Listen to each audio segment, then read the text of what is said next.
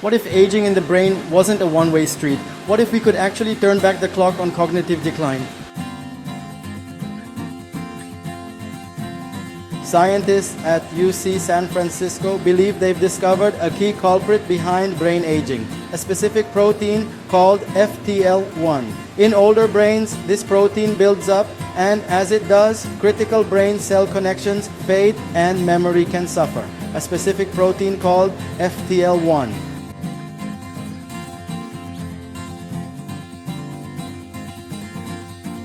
The proof in lab mice. When researchers increased this protein in young brains, they began to act old. But the real breakthrough, when they decreased the protein in old mice, their brains regained their youth. Senior author Dr. Sol Villeda calls this a true reversal of impairment.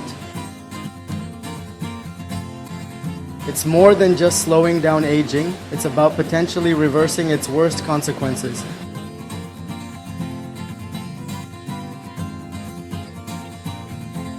There is no doubt that as proteins accumulate in various parts of the brain, certain neurodegenerative disorders occur.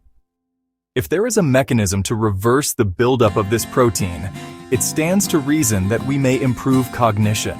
It's early-stage research, but it opens a new, hopeful frontier in the fight for brain health, a future where our minds don't have to age as fast as our bodies.